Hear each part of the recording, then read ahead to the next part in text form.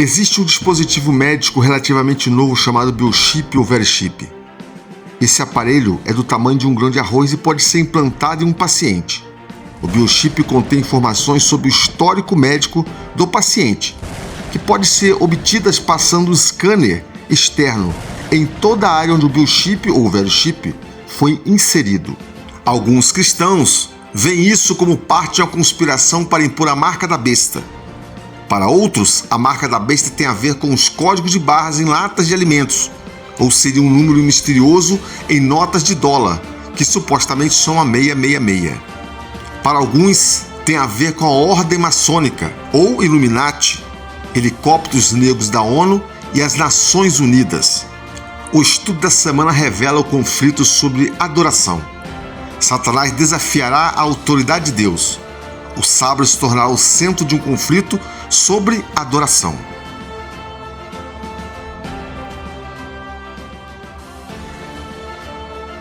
O grande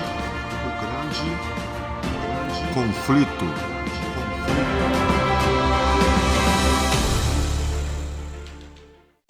Olá, meu irmão, olá, minha irmã, seja bem-vindo ao canal da Esperança, o programa Manhã com Jesus está no ar. Meu nome é Zé Nascimento, seja muito bem-vindo, que Deus te abençoe hoje rico e abundantemente. Estamos entrando no 10º estudo do nosso livro Grande Conflito, a Guerra por Trás de Todas as Guerras. E o tema de hoje, meu irmão, é conflito eminente. E o texto para o nosso estudo se encontra em João 17:17. Esse texto é muito importante para a nossa compreensão a respeito do que nós vamos estudar hoje. Por quê? Quando se fala do livro de Apocalipse, muitas pessoas têm medo e associam o livro do Apocalipse a bestas e monstros marinhos com cabeças e chifres descrito ali no livro de Apocalipse. Daniel também fala um pouco sobre isso. Algumas pessoas preferem nem mesmo ler o livro. E já se ouviu, por exemplo, casos em que pessoas foram desaconselhadas a não tomarem banho de praia, com medo de que poderia se deparar ali com uma besta do Apocalipse saindo do mar. Olha que coisa bizonha, parece engraçado, mas não é, a coisa é séria, as pessoas acreditam em coisas bizarras, né? Como já vimos na lição anterior, o tema mais importante do Apocalipse não são as bestas, os chifres, os monstros que aparecem ali, mas na verdade é o Cordeiro de Deus. O Apocalipse é a revelação do Cordeiro, isto é, de Jesus, a revelação de Jesus. Conforme aparece no início do livro, quando você vai lá em Apocalipse 1, verso 1, ali fala o seguinte: revelação de Jesus Cristo, a qual Deus lhe deu para mostrar aos seus servos as coisas que brevemente devem acontecer. E pelo seu anjo as enviou e notificou a João, o seu servo. Se você ler lá, Apocalipse 1, verso 1, está descrito dessa forma. A pergunta que eu quero fazer a você: Apocalipse fala ou não de besta e monstro, de uma marca da besta na testa ou na mão das pessoas? A resposta quer dizer o seguinte: a resposta é de maneira direta e simples e categórica. Sim, fala. O Apocalipse fala de bestas, sim, também fala. Entretanto, porém, é necessário compreender que dentro da literatura apocalíptica há símbolos e que tais símbolos eles precisam ser decifrados para que sejam compreendidos de maneira correta, de maneira certa. No comentário, no estudo de hoje, meu irmão, eu quero levantar para você o seguinte: nós vamos explicar sobre o que é a marca da besta e que representa a besta que sobe do mar e aquela besta que sobe da terra. Então vamos à leitura aqui de João 15, João 17:17, olha o que diz aqui: santifica-os na verdade, a tua palavra é verdade. Por que esse texto é importante para a gente compreender sobre esse estudo? Porque tudo tem que ser baseado na Bíblia. Se a gente, por exemplo, estudar baseado no que o pastor, no que a igreja acredita, você não está acreditando na palavra de Deus. Você tem que ser santificado o quê? Na verdade, na palavra de Deus. A palavra de Deus é a verdade, é a base para a gente. A gente não pode sair pegar outros caminhos, ok? Por exemplo, as pessoas acreditam em um chip. Será que Deus, nos últimos dias, vai brigar pelas almas das pessoas, perda por salvação, ou perda das pessoas por causa de um chip na mão? Será que a Apocalipse fala sobre isso? Não fala. Será que está em jogo um código de barra com o número 666, você vai poder comprar por causa disso? Não fala nada sobre isso. Então, de onde as pessoas tiram isso? Então, a gente vai compreender um pouquinho sobre esse texto. Eu não acredito, na verdade, já vou até adiantar, eu não acredito que seja uma salvação a pessoas, as pessoas estarão baseado em um chip. E sim, desde o princípio, está baseado em adoração. A quem você adora? Ao Deus verdadeiro ou um Deus criado por ser humano ou por próprio Satanás? Por exemplo, quando nós vamos lá sobre o sábado, as pessoas observam o domingo, sendo que Deus não manda observar domingo. A quem você vai obedecer? A Deus ou às pessoas? E eu fico com o sábado, porque a Bíblia fala que o sábado é o dia santificado e abençoado por Deus. né? A Bíblia jamais direcionou o sábado a um povo específico, mas falou ao homem.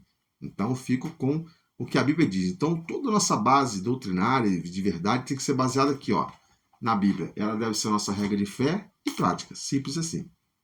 Se você me permitir, eu gostaria de abranger um pouquinho sobre o tema marca da besta. E por quê? Porque muita confusão tem sido feita, meu irmão, ao longo dos anos na tentativa de identificar a marca da besta. Pessoas buscam resposta na lógica humana e desconsideram completamente o relato bíblico, que deveria ser a fonte primária para se chegar a uma resposta correta sobre esse e outros temas do livro de Apocalipse. Alguns chegaram a dizer que a marca da besta seria um código de barra. Outras pessoas dizem que seria a internet, por causa do www, que significaria o número 666. Mas o campeão de todos os argumentos é de que a marca da besta seria um chip implantado na mão ou na testa, contendo informações pessoais do indivíduo. Mas veja, cada um desses argumentos possui uma certa lógica.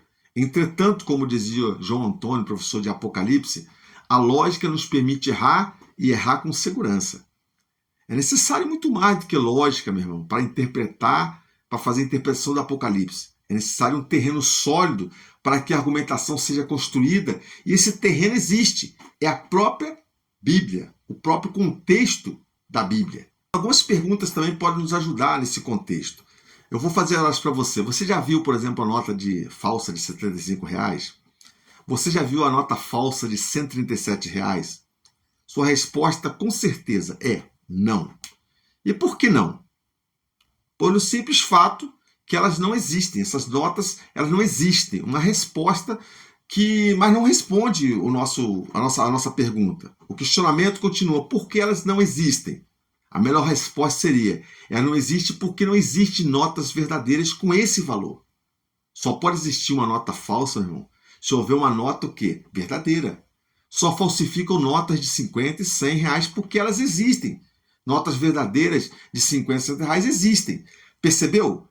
Agora, nota de 137, 75 reais, elas não existem. Para chegar à compreensão do que seria a marca da besta, então, meu irmão, é importante saber que ela é uma contrafação da marca de Deus.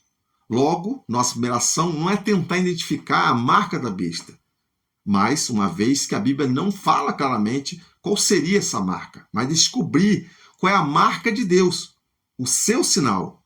Uma observação importante aqui é que os termos marca, selo, sinal são intercambiáveis no contexto de Apocalipse. É importante também entender o contexto histórico em que a Bíblia foi escrita, pois o selo de que a Bíblia fala não é aquilo que eu e você entendemos hoje como selo de hoje. Um selo de antigamente seria melhor representado hoje por um carimbo contendo informações do seu dono. Os reis usavam um sinete, aquele, né, que você botava assim, e um anel com um selo em que havia informações quanto ao nome, cargo, território do rei. Essas informações são vistas no quarto mandamento de Deus. Eu vou revelar para vocês aqui agora. Olha o que o mandamento, o quarto mandamento diz. Lembra-te do sábado para o santificar, 6 dias trabalharás e farás toda a sua obra. Mas o sétimo dia é o sábado do Senhor teu Deus. Aqui é uma revelação, o nome de Deus. O sábado do Senhor teu Deus. Não farás nenhuma obra, nem tu, nem teu filho, nem tua filha, nem o teu servo, nem a tua serva, nem o teu animal, nem o teu estrangeiro que está dentro das tuas portas. E por quê? Porque em 6 dias fez o Senhor. Aqui é um cargo, criador. Deus é criador, né? Porque em 6 dias fez o Senhor os céus e a terra e o mar e tudo que nele há. E aqui é o território onde esse Deus, esse dono, governa. O território, a terra e o mar e tudo que nele há. E o sétimo dia descansou. Portanto, abençoou o Senhor o dia de sábado e o santificou, como está lá em Êxodo 20, de 8 até o verso 10. Quando nós vamos na Bíblia, no livro de Ezequiel 20, 20, especificamente, aqui nós vemos que corrobora essa ideia de exortação. Olha o que diz aqui.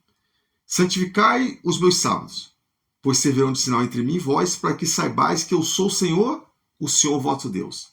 Ora, seu sinal ou a marca de Deus pode ser identificado como um dia, naturalmente a contrafação desse sinal não seria um chip, um código de barra ou outra coisa qualquer. Deveria ser um falso dia de adoração. O domingo se encaixa perfeitamente na descrição, pois foi criado Por quem? Pelo homem, para substituir o verdadeiro dia de adoração. Uma explicação adicional se faz necessária aqui também. A marca da besta será imposta, isto é, o falso dia da adoração será imposto para que todos o observem. Observe como o dia do Senhor. Mas veja, meu irmão, isso ainda não ocorreu. Portanto, não é correto afirmar hoje que quem guarda o sábado está selado com o selo de Deus e quem guarda o domingo está selado com o selo da besta, porque tal controvérsia ainda não está em vigor. Só será assim quando a besta impuser a sua marca. Mas veja, quando esse tempo chegar, que obedecer à besta e rejeitar o verdadeiro dia de descanso, optando por um falso dia de adoração, então esse receberá a marca da besta.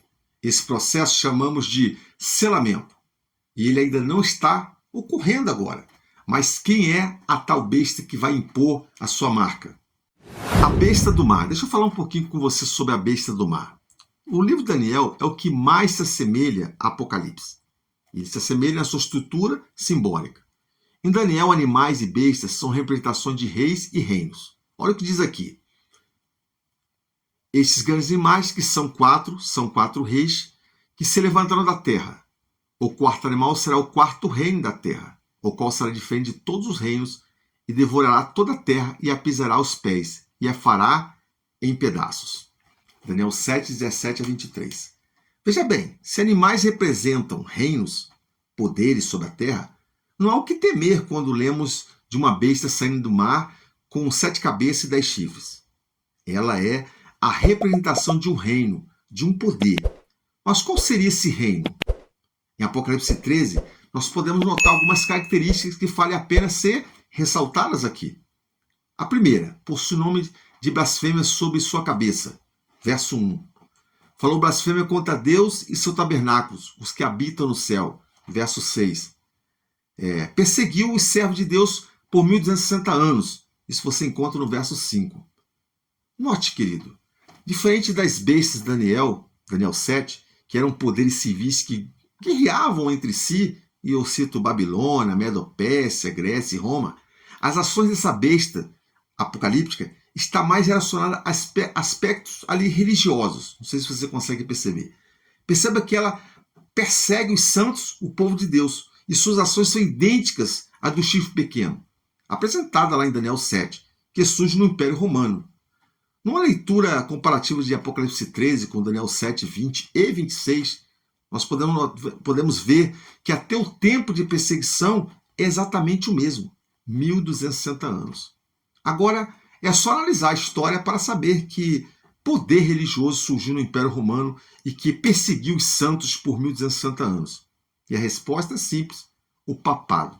Sim, mesmo com a queda do Império Romano, a parte religiosa permaneceu e perseguiu o povo de Deus no período de supremacia papal que se estabeleceu entre 538 d.C. até 1798 d.C., quando Barthier, general de Napoleão Bonaparte, prendeu então o Papa Pio VI. O relato sobre a besta que sobe do mar termina falando de um golpe mortal que seria dado na besta, mas ela seria curada.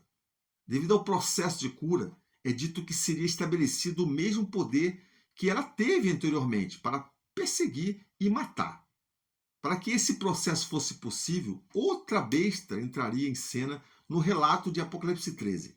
Sua função seria apoiar a primeira besta por meio de uma imagem de um sistema político-religioso da besta do mar, ajudando-a no processo de cura e fazendo com que ela voltasse a ser adorada por intermédio dessa imagem da besta, que perseguiria e mataria os fiéis no tempo do fim, no nosso tempo. Agora vamos à besta da terra. Já entendemos que a besta que sobe da terra, ela protagoniza o despertar da besta que sobe do mar. Isto é, ela é responsável pela cura total da besta ferida de morte, fazendo com que os habitantes do mundo adorem pela besta.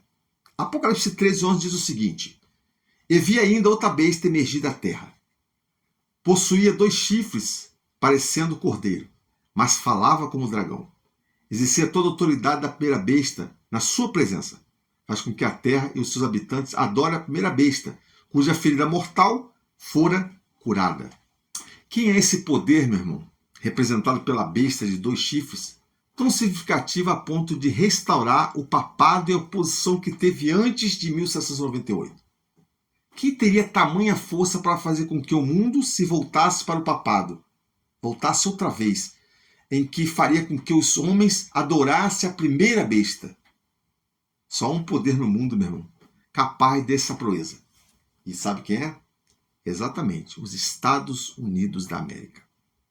Sobre essa besta que sobe da terra, Ellen White diz: os chifres semelhantes ao do cordeiro e a voz de dragão desse símbolo indicam uma notável contradição entre o que a nação assim representada professa e prática.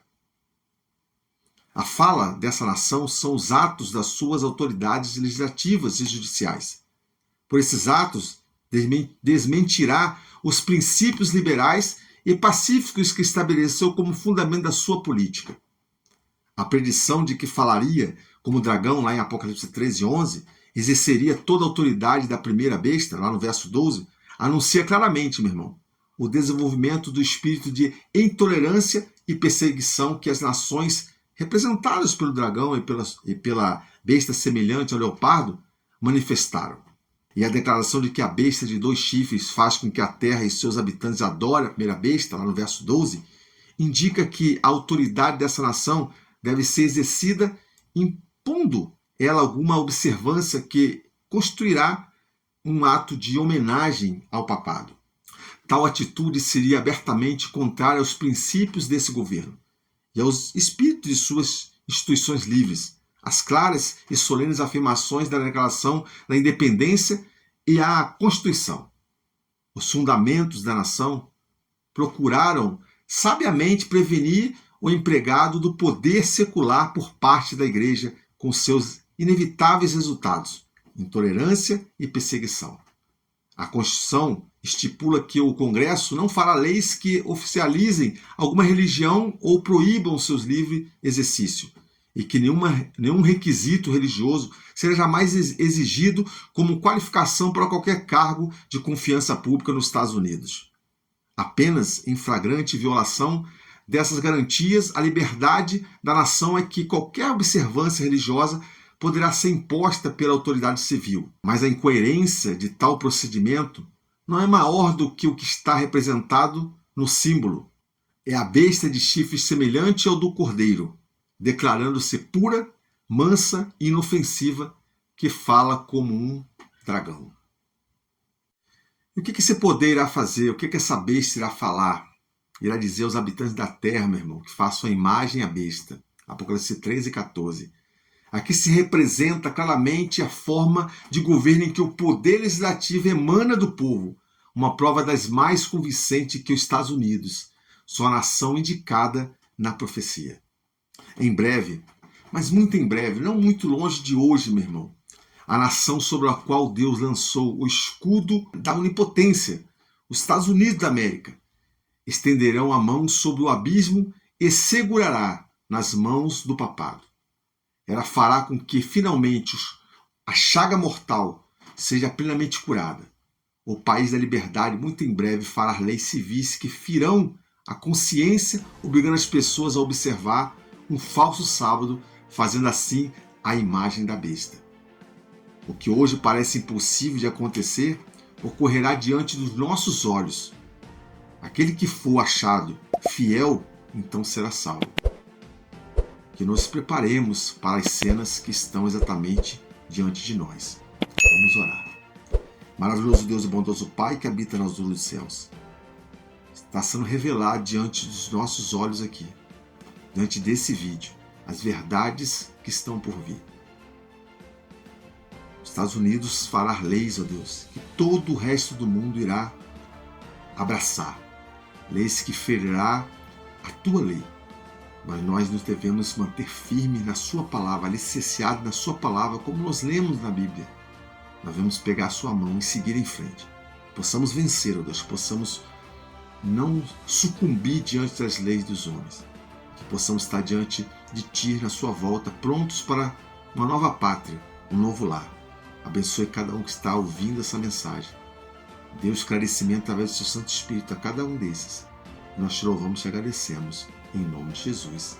Amém, amém, amém. Próximo estudo nosso, meu irmão, nós vamos falar sobre os eventos finais. Estamos finalizando a 12ª lição. Eu conto com você aqui.